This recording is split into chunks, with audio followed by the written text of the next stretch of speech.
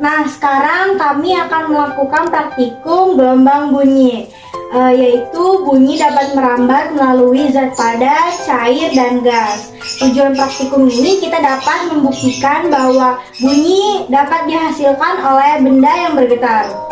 Sekarang kami akan mempraktikkan praktikum 1. Bahannya ada selang. Tarik ujung selang. Sampai dia lurus. Lalu kita berbicara apapun di mulut selangnya, lalu temannya mendengarkan. Langsung saja.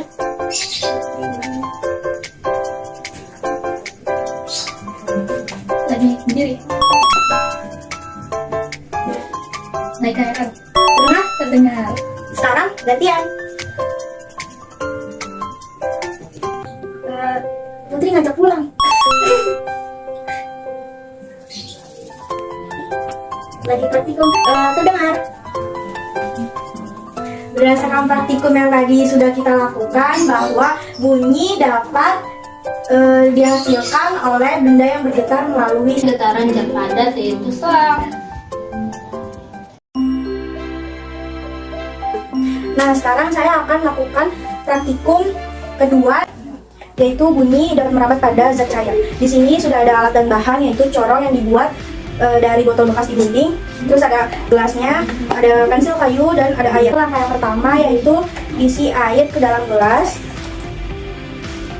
Lalu kita masukkan corong ini ke dalam gelas hingga mulut botolnya terendam air. Tetapi jangan sampai corong ini menempel pada gelas. Lalu kita dekatkan kuping kita dan kita pukul pensil kayu ini ke salah satu sisi gelas.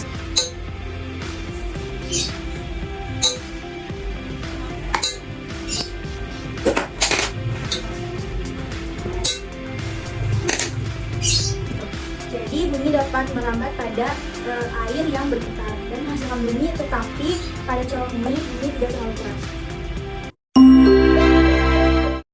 Di sini kita akan melakukan praktikum 3 mengenai bunyi dapat merambat melalui zat gas. Alat dan bahan yang kita perlukan. Di sini kita sudah membuat telepon sederhana. Yuk kita lakukan praktikumnya.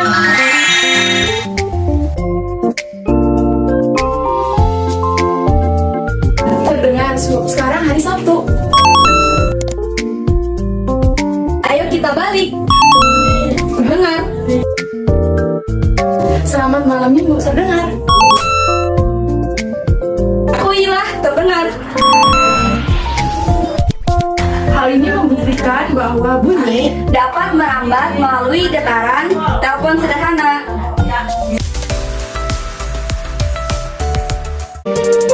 Praktikum yang terakhir, kita akan melakukan percobaan mengenai pemantulan bunyi, yang dimana di sini bertujuan untuk menjelaskan proses pemantulan bunyi.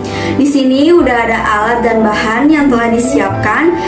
Yang pertama ada 1 buah piring, 1 buah spons, 1 buah jam tangan, 1 buah buku, dan 2 tabung karton. Langkah yang pertama, di sini sudah disiapkan buku, lalu kita letakkan 2 tabung karton ini di atas buku. Di sini kita tidak memakai media pemantulan dan kita letakkan jam tangan ini di salah satu bagian tabung karton. Di sini diletakkan di bagian kiri.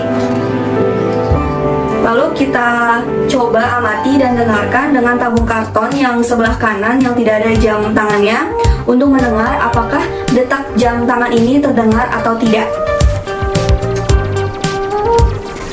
Setelah diamati dan didengarkan bahwa detak jam tangan tidak terdengar apapun.